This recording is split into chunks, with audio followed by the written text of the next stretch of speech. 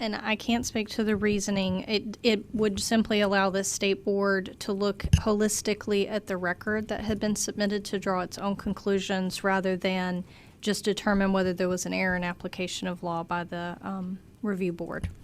May I ask a follow-up? Follow-up? Yeah. For staff, for Kara, is there anything that binds the State Board of Education to findings of the review board, like factual findings? Not as the bill is stated currently. The appeals process is not particularly fleshed out, and it sets the de novo standard, and it sets the standing for who may appeal, and then ultimately the decision is then made by the state board. Thank you, Madam Chair. Thank you, Kara. I agree with everyone, and I would echo the motion for favorable. Thank you. We are now at 11:15, and we still have 3 more bills to go. So I'm going to go ahead and call for the vote. Senator Overcash has made a motion favorable to the bill as amended, roll it into a proposed committee substitute with a favorable report to the committee substitute and an unfavorable report to the original bill with a re-referral to rules. All in favor of the motion, please say aye. Aye. Anyone opposed? Motion carries. Point of order, Madam Chair. Point of order. You have a senator here who was trying to be recognized, yet you continued to move with the motion. That's inappropriate. You have a senator here who had her light on. Senator Robinson, we have 3 other bills, and we have a lot of people who are here to speak on the bill. And as a matter of fact, now I remember that I was going to ask if there was anybody from the Department of Education or from the State Board of Education who wanted to speak on the bill. I did say that I would do that, and so now I will ask, is there anybody from the State Board of Education who would like to be heard on the bill? Seeing none, Senator Robinson, we have people who are waiting for other matters, and I regret that Senator Smith was unable to ask her question. I'm sure that Representative Cotham will be, or Senator Lee, or myself will be available to try to address any concerns you may have. So, moving on, the next bill is House Bill 605, School Threat Assessment Teams, and Representative Torbett is here to present the bill.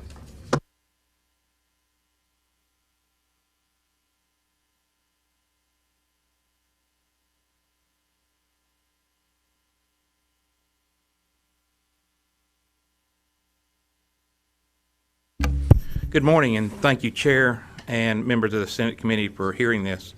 House Bill 605, which is, I believe, the bill number you called out, is School Threat Assessment Teams.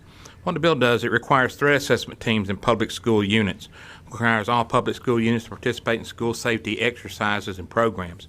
It encourages private schools to participate in the school safety exercises and programs, and requires local boards of education to establish peer-to-peer support programs.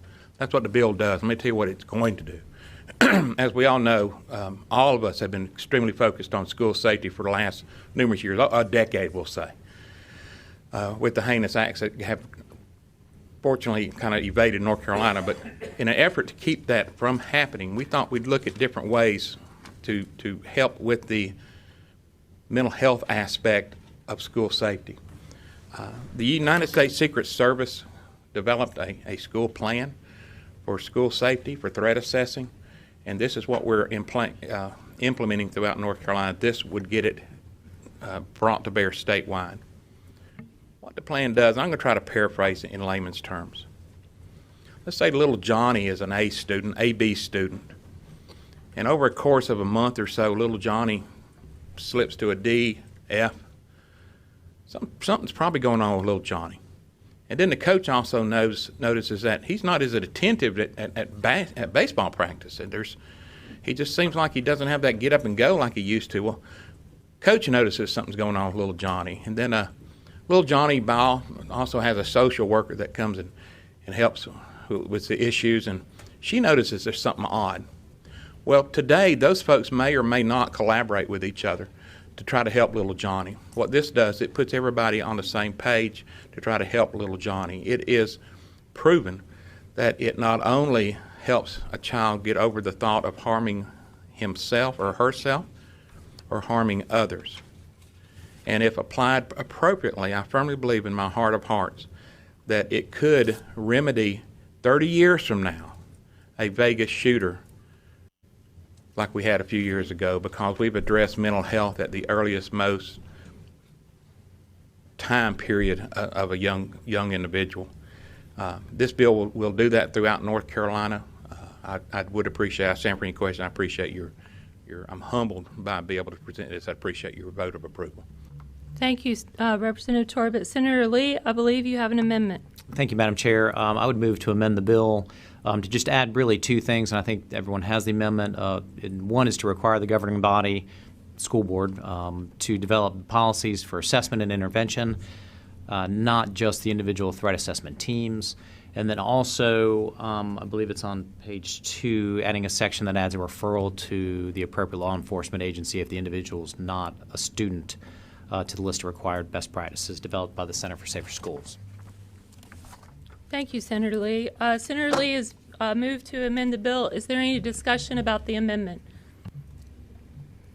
Seeing none, Senator McInnes has made a motion to, Senator Lee made the motion to adopt the amendment. So all in favor of the amendment, please say aye. Aye. Anyone opposed? The amendment carries, and the bill is back before us as amended. Representative Senator Lee. Just a brief comment. I'd like to thank Representative Torbett. He's actually worked on this for a number of years and has worked very hard with a lot of the stakeholders to bring this forward, and I know it's been a passion of his and the immense amount of time, energy, and effort that he's really put into this for our kids across the state. Thank you, Senator Lee. Senator Overcash. Well, welcome, Representative Torbett, to the Senate Education Committee, and welcome to the Dean of the Gaston delegation. Thank you for being here, sir. Thank you, my favorite senator. Representative, I think it would be important for my fellow committee members to understand the degree to which you've gone on a fact-finding mission for this bill and for another bill I think we're going to hear today. I'm certainly aware of it just from talking with you, but you've taken your education committee on the road to all parts of the state, and just give us the benefit of understanding what you've done in that Herculean task. I won't belabor the committee meeting. We are on a time frame here, the death throes of the end of session, or the waning period of ending session. But it has been a heartfelt task. We've encouraged input from students, most importantly, parents, teachers, administrative individuals, and I'll leave you with just one little account. When I was talking to a young lady, this young lady was a 11th grader, I believe, in a high school in our area. And I asked her, I asked the class, what is it that concerns you about your school as far as safety goes? And she had the strength to stand up in class and say, Representative, if you go right now to the cafeteria area, you will see at least 3 to 4 doors chalked open by a brick or a rock to allow free movement in and outside the school. I said, thank you so much for telling me that. I will definitely look into that. And as soon as we finished that discussion with that class, I went and got the assistant principal. We went over to the cafeteria area, and that young lady was exactly spot on. So these are kids in high school picking up on what keeps their school safe. Man, that was just a heartwarming experience, and that's just one story from many we could share on what went on. But thank you all for, like I say, for having me here, and hopefully you can vote affirmative. Do you have any other questions? Senator Robinson. Thank you, Madam Chair. Thank you, Representative Torbett. I agree with you, and we've seen a lot of this in our schools, and our kids do want to be protected. We do not want North Carolina to face what we've seen in other states. So I thank you for moving forward with this. Let me ask you just one question, though.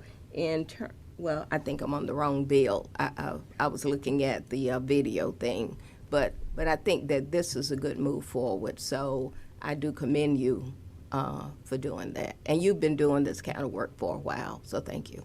Thank you. The joyful outcome of this is that when I was going one direction on school safety, we actually get a twofer, and it actually has led to the reduction when applied properly. It's led to the reduction to a child taking their own life. So we can also reduce that factor as well. Thank you. Any other questions, comments, concerns? I believe that Jamie, were you going to speak on this bill? You're on here for the next one, right? Okay, is there anybody here from the public who wishes to be heard on this bill, House Bill 605, School Threat Assessment Teams? Seeing no one, Senator Newton has made a motion favorable to the bill as amended, rolled into a proposed committee substitute with a favorable report to the committee substitute and an unfavorable report to the original bill with a re-referral to rules. All in favor of Senator Newton's motion, please say aye. Aye. Anyone opposed? The motion carries and the bill will be re-referred to rules as amended. Thank you, Madam Chairman and members of the committee. So, Representative Torbett, I believe you have the next bill as well. Next we'll hear House Bill 142, Protect Our Students Act. Senator Torbett, I believe there's no amendments to this bill. Not to my knowledge. And please present the bill. Thank you, Madam Chairwoman. And I'll start by what I started with when this bill went through judiciary unanimously, is that after 13 years, I never thought I'd be here having to present a bill like this. So just bear with me. I'd much rather talk about more pleasurable issues. But Protect Our Students Act originated as an agency bill from the state superintendent after she recognized some gaps in the licensure revocation process in North Carolina. We have seen more than 120 instances of sexual misconduct involving students resulting in license suspensions, revocations, or surrenders over the last several years, averaging more than 20 a year. And to clarify, these numbers only include licensed education professionals, not currently include any other personnel employed on school grounds. Therefore, someone employed by the school, such as a bus driver, coach, or teacher's assistant, who wouldn't have a licensing license, commits one of these offenses, they will not be reflected in the 20-year number. Additionally, news reporting from 2022 indicated there are currently over 50 school personnel who are currently facing charges, have charges pending, or who are actively being investigated by local law enforcement for sexual misconduct against students. However, these individuals have, in every case we are aware of, been fired or have resigned from their employment with the public school system or charter school where they have been working further. License revocations proceedings are pending against those who are licensed. Now, what is the bill? There are three primary components in this legislation. The first section of the bill seeks to increase criminal penalties for school employees who commit sexual offenses against students. It provides that a school employee engaging in acts would be guilty of a Class G felony, and further clarifies and defines which acts are punishable under criminal law. The bill is designed to address sexual grooming as well through criminal law by defining student to include those in grades 1 through 12, including 6 months after the student is no longer enrolled. This gives the student time to free him or herself from the effects of grooming by gaining some time and distance from the offending staff member. We've seen an uptick, unfortunately, in these situations over the years, due primarily to the use of smartphones and social media by teenagers and young adults. Although it gives us bonuses to access any question we could ever hope to ask globally, it also brings bad to our students. Even though these methods of communication between school personnel and students are almost always prohibited in our schools, the behavior still happens, and that is why we are advocating for an increase in the penalty and the updated definition of student to make it clear how serious we are as a state to thwart this behavior. Now, I know some school administrators are deeply concerned about the increase in penalty, but you know, if you simply follow the law, you have absolutely nothing to worry about. I would also like to let you know that this in no way depicts all teachers throughout North Carolina. This is only some very bad actors that are currently in the profession for whatever reason have chosen an evil path instead of a good. So this, I want to make sure that we fully understand that any attempt to portray all teachers would be extremely inaccurate and very, very unfair. And with that, I will step down and await any pending questions. Thank you, Representative Torbett. At this time, I'm going to go ahead and recognize Jamie Falkenberry from the Department of Public Instruction. If you have any comments to make on behalf of the Superintendent of Public Instruction, Catherine Truitt, so that committee members may consider your remarks when they're thinking about what their questions might be. Thank you, Chair. Jamie Falkenberry, Department of Public Instruction and State Board of Education. I think the superintendent will be here in about 60 seconds. So if there are lingering questions, she should be walking through the door. But if not, this is another bill that we've really worked on with Representative Torbett and Senate staff as well to make sure it strikes a fine balance on ensuring that we protect our students and hold those accountable with the penalties that are just for these type of crimes. And as Representative Torbett alluded to, in no way does this do we feel that this is encapsulate near the majority of any teachers. This is the vast minority of teachers, but we do need to do what's best for our students to protect them, especially in this day and age where we do see an uptick in the grooming aspect when it comes to text messaging and social media in society. So with that, I thank you for the opportunity to speak on behalf of the superintendent. Thank you. Any questions or remarks, concerns from the committee? Senator Hannick. Thank you, Madam Chair. Representative Torbett, thanks for introducing this legislation. I think it's timely and much needed. A couple questions, if I may. What's a Class G felony? Representative Sorry, Torbett. What is a Class G felony? We'll go to Stafford to give the answer. I'm not the best on judiciary system, sir. Staff have an answer for that?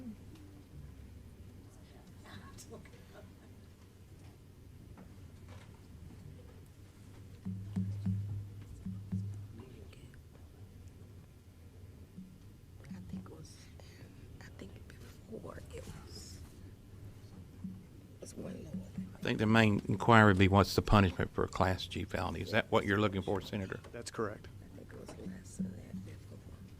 We have education staff, not criminal law staff, so it takes them a minute. That's fine. I think it's 8 to 31 months, but I can't be quoted on that. I think it's more than that now, isn't it? Do you want to use your microphone? I don't want to be quoted on this in the sense that it might not be right. From what I can tell, it's a maximum punishment of 47 months, but I'm not judiciary staff, so I'm not that familiar with all the felonies. Did you find something else?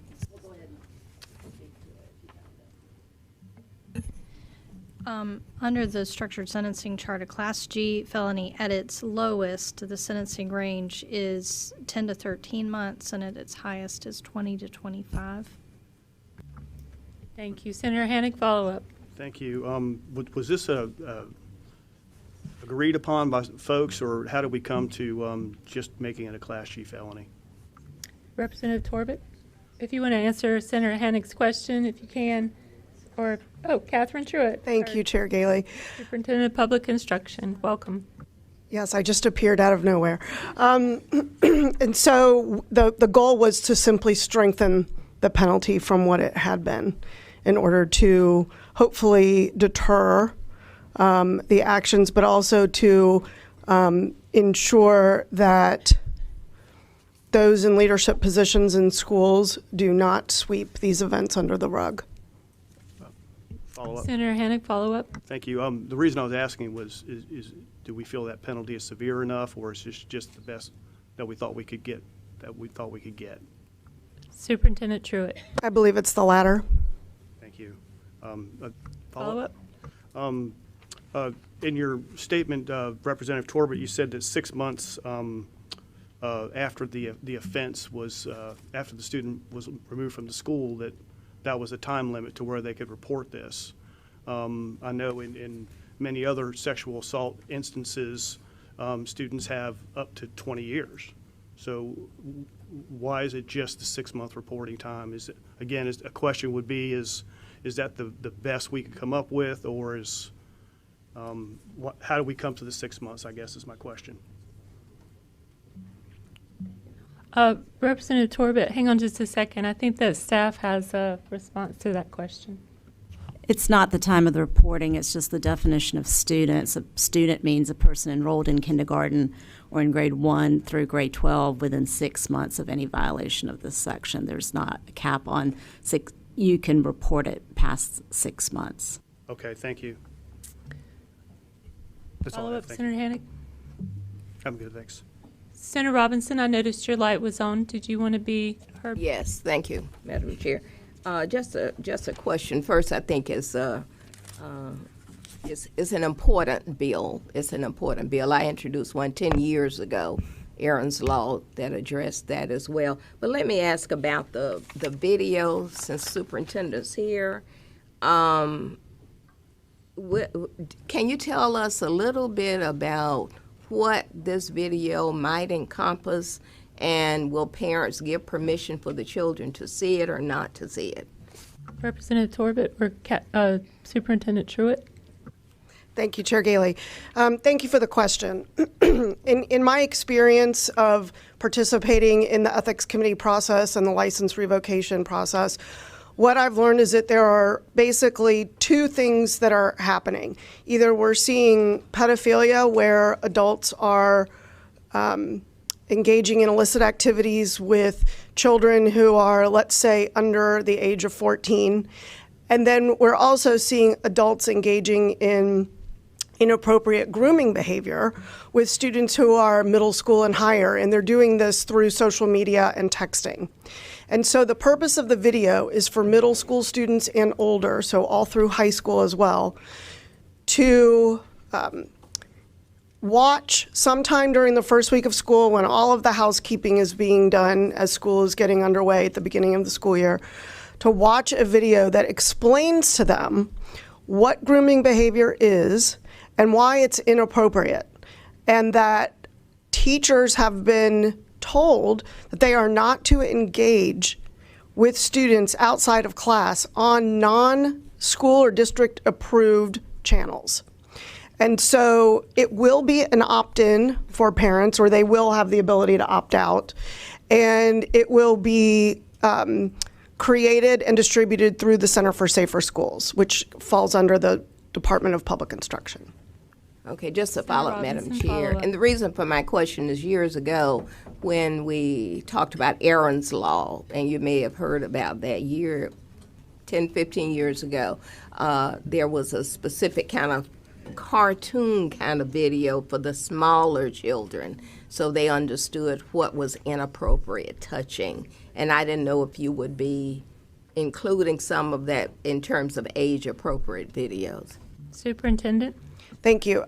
So I believe that schools still do include those types of conversations with younger children. The video is specific to inappropriate online social media behavior. Okay, thank you.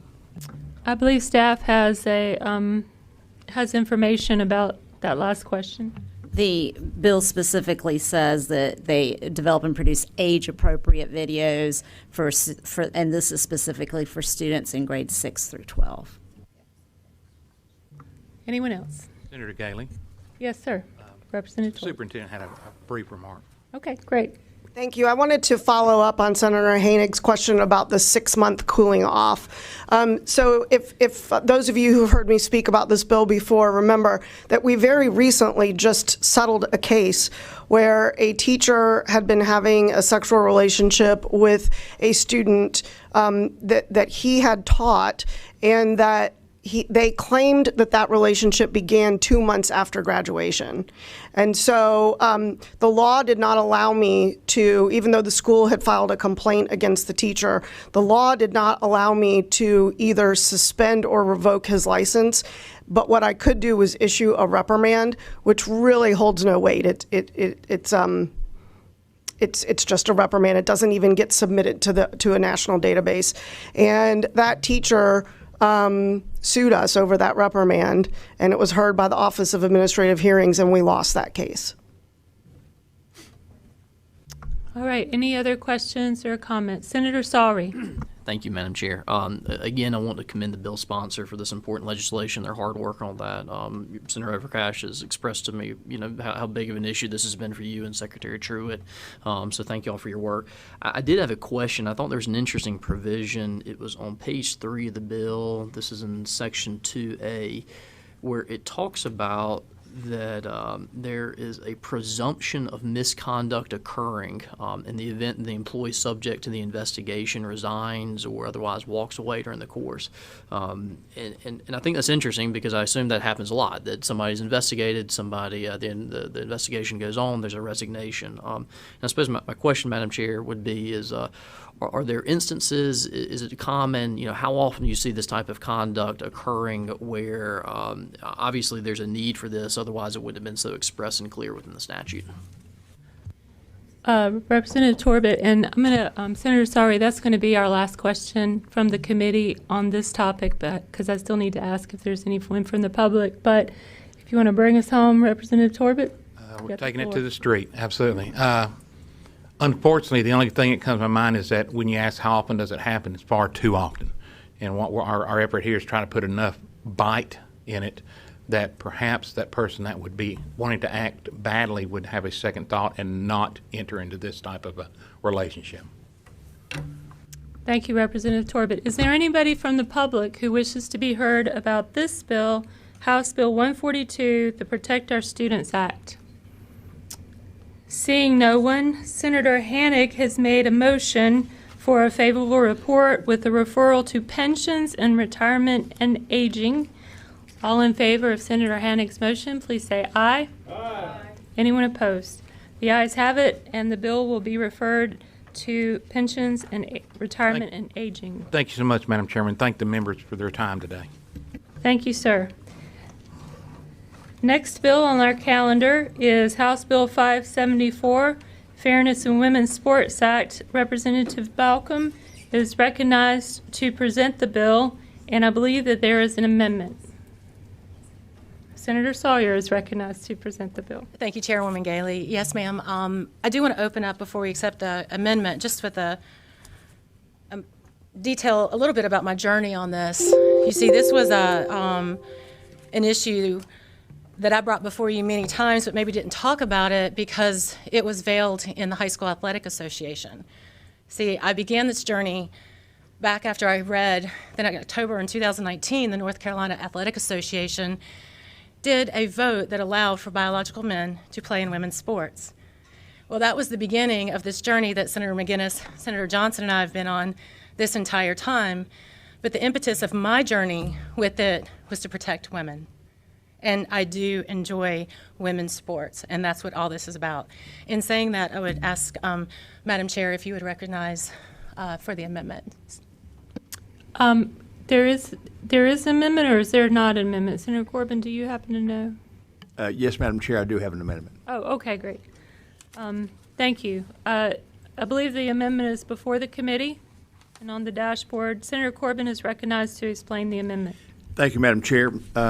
First of all, just a recognition that there's a companion bill for this that we ran in the Senate, and so I'd like to commend the bill sponsors in the House for your bill, and also my fellow bill sponsors in the Senate. There was some subtle difference. There were some differences in the bill. So what we're doing here is kind of doing an amendment that will, I guess, correct the differences and some things we've agreed on between bill sponsors, if you would. So I could be glad to read the amendment to you. It's confusing because it just says page 1, line 23, remove 4, add 3. It's adding a bunch of and deleting things. So I'm just going to tell you what the amendment does, and then if you need more clarification, we can do that. Basically what it does is removes the restrictions on females from participating on male sports teams. That was something that after we discussed it, we did not want to do. In discussing that with coaches and teams, we found many instances where females, for example, were kickers on football teams, and we have no desire to restrict females from participating in sports such as that. And also this affects middle school and high school kids as well, and there are a lot of girls that participate in male sports, so we do not want to do that. So this bill removes that restriction on females from participating on male sports teams. Second thing it does, it removes the application of the bill to intramural sports at the collegiate level. I think we all understand intramural sports are more of a recreational sport. There are no scholarships involved in these, so we would like to remove that with this amendment. And with that, Madam Chair, I would commend the amendment to you and ask for a favorable. Thank you, Senator Corbin. Are there any questions or concerns from the committee regarding the amendment? Seeing none, Senator Corbin has moved to amend the bill. All in favor of the amendment, please say aye. Aye. All opposed? The motion carries, and the bill is before us as amended. Senator Sawyer, you're recognized. Thank you, Chairwoman Gailey. I think we all understand this issue very well, but I do want to highlight a couple things. Actually, about 17 examples of how women didn't win in their respective sports. Tiffany Abreu, she was the volleyball player. It's a big part of the team that won the 2022 Brazilian Cup. Molly Cameron, biological male playing in a women's sport, won the female category of the 3-day Cascade Gravel Grinder in 2023.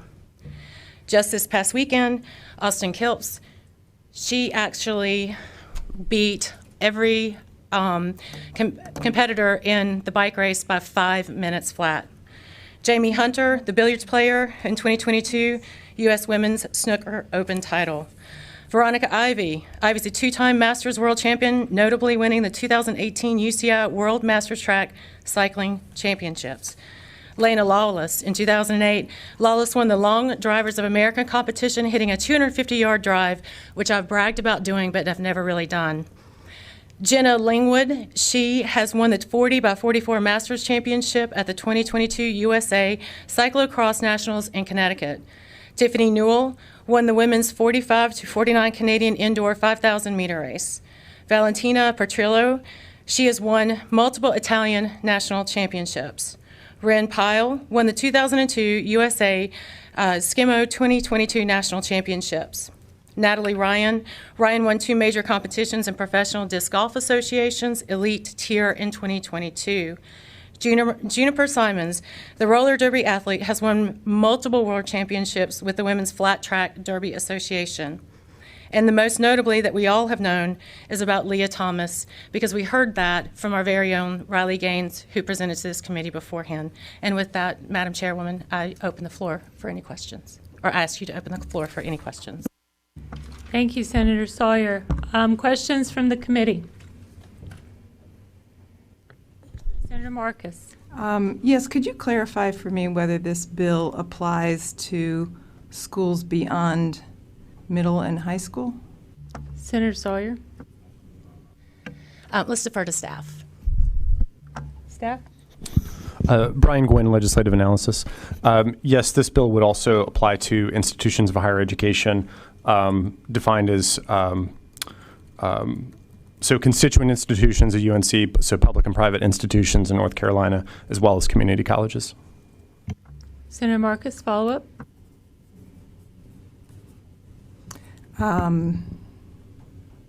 Okay, so just to clarify this is different than the bill we saw before. This is middle school all the way up through college, whether public or private, but excludes private middle schools and private high schools. Is that the only type of school that would be excluded then from application of this? Brian Gwynn. So Brian Gwynn, Legislative Analysis. So actually, it would apply potentially to certain private middle and high schools if they are members of an interscholastic athletic organization, or if they are playing against a team that is otherwise required to follow. So in those applications, it would actually also apply to private middle and high schools. Senator Marcus. One more question and then a comment, if I could, please. There are people who are born who are called intersex. It is not clear whether they are not male, they are not female, they're somewhere in between, all different versions of that, but those people exist.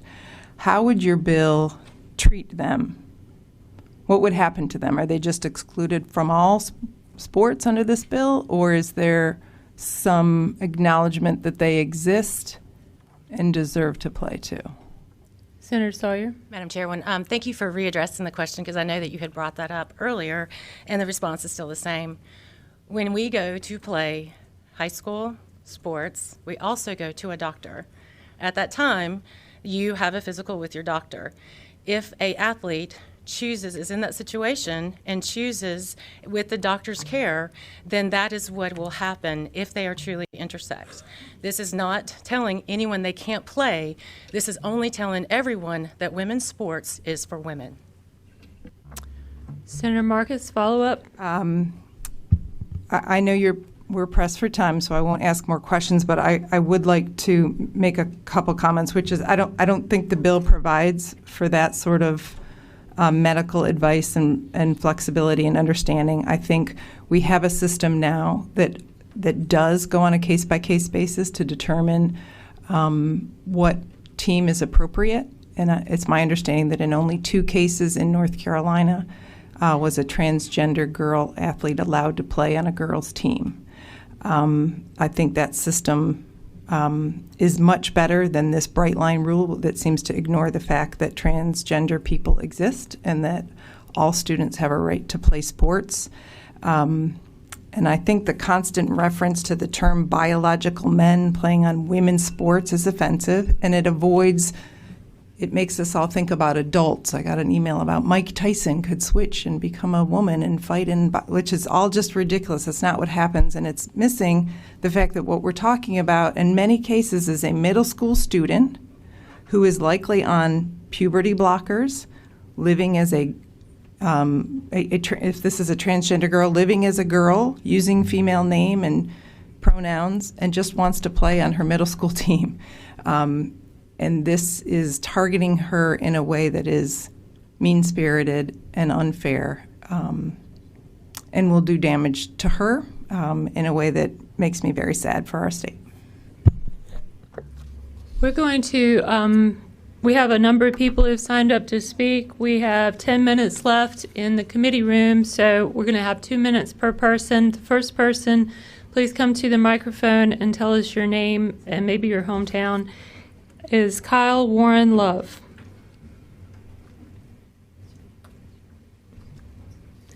And while he comes forward, the next person, if you want to go ahead and stand behind him, is Sebastian King will come after him, so we can squeeze in maybe an extra speaker.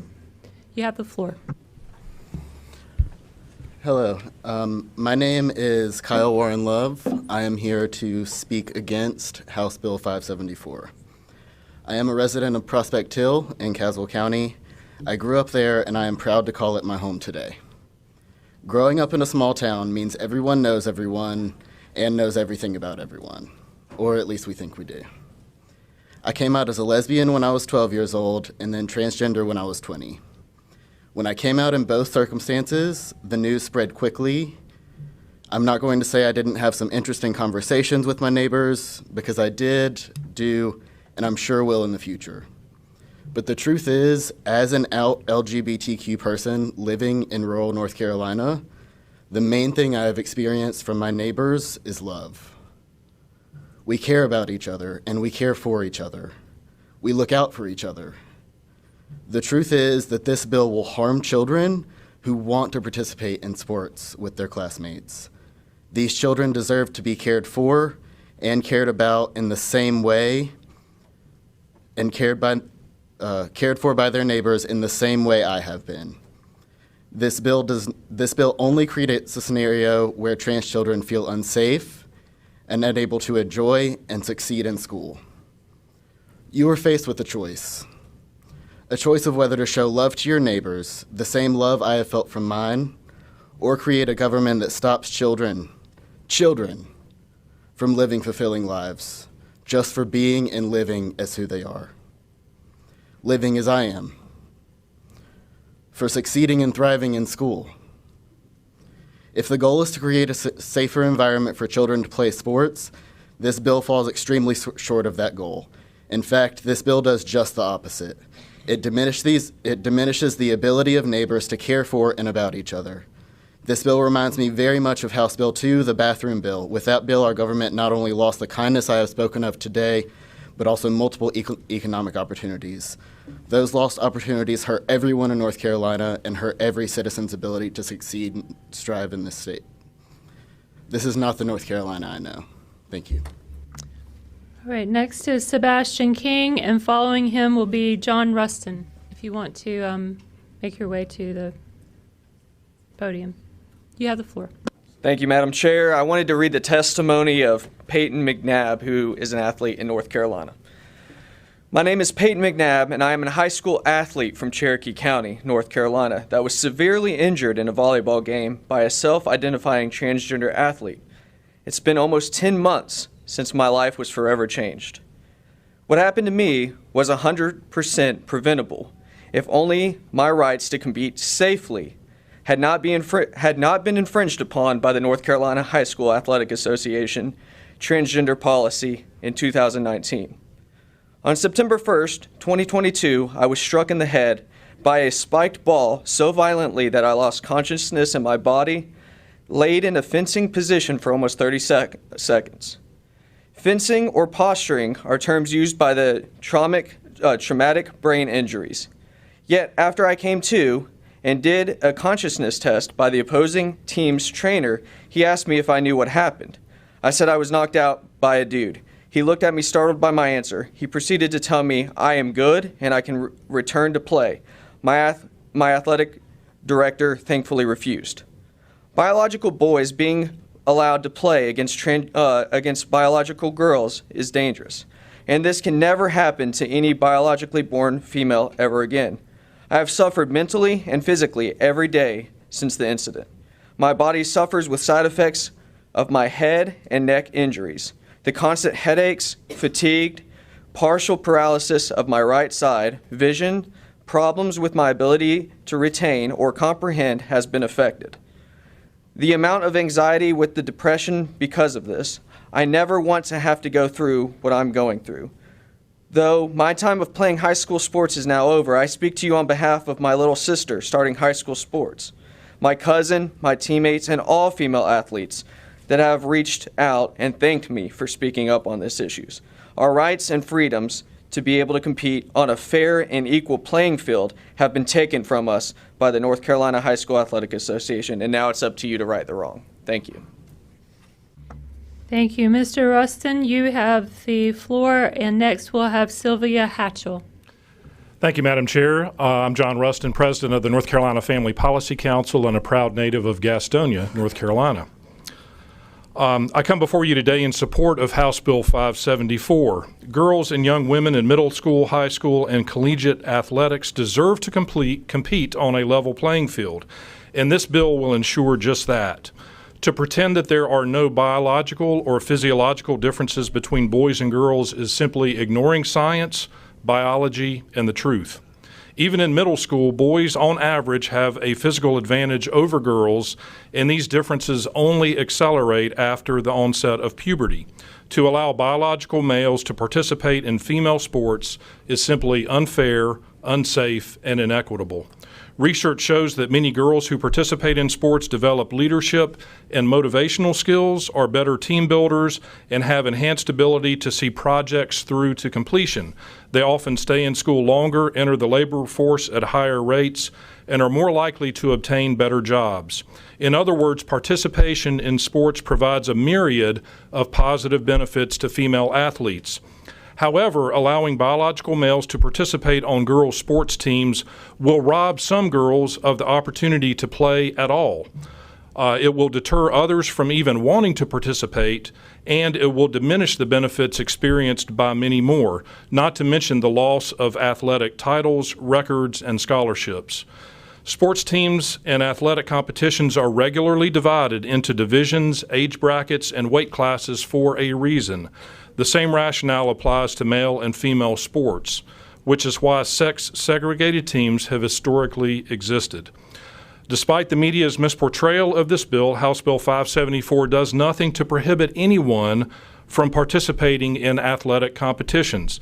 It simply provides a common-sense solution to ensure fairness, safety, and a level playing field. We urge you to support House Bill 574. Thank you. Thank you. Next is Coach Hatchell. Welcome, and it's a good day to be a Tar Heel. You have the floor. Well, some of you know that I coached at North Carolina for 33 years, women's basketball, and this 2-minute thing is like a timeout. And especially a TV timeout, you have 2 minutes, okay? So, and I can say a lot of things in 2 minutes, including getting on some referees. So, but let me bring out just a couple things. First of all, this is a great bill, and one of the things that affects is scholarships. Because I recruited and gave scholarships to probably 300 or 400 females during my career, but if transgenders are allowed to play, they will take scholarships away from female athletes. It's just plain and simple because they're going to be better. All right, so scholarships is a big thing there. Next is winning. As higher level you go, winning. You want to keep your job, you better win. All right. Now, and if you want to win, if another team has a transgender and that person is dominating, what are you going to do? You want to keep your job. You're going to go recruit a transgender. Okay? And so that needs to not be allowed as well.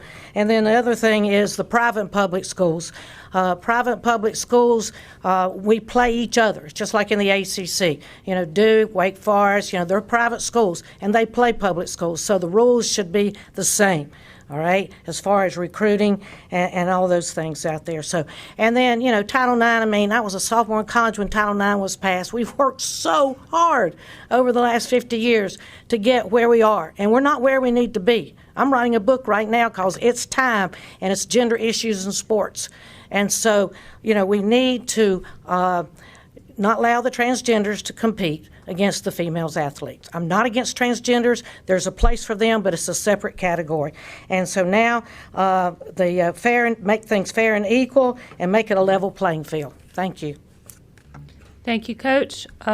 Committee, we are out of time. It is noon. I'm going to call for the vote. Senator Corbin has made a motion favorable to the bill as amended, rolled into a proposed committee substitute, with a favorable report to the committee substitute and an unfavorable report to the original bill with a re-referral to rules. All in favor, please say aye. Aye. Anyone opposed? No. The ayes have it, and the bill will be re-referred to rules. So if you came to address the committee and you did not get an opportunity to be heard, I encourage you to look at the Senate's calendar online and see when the Rules Committee will meet. Thank you. We're adjourned.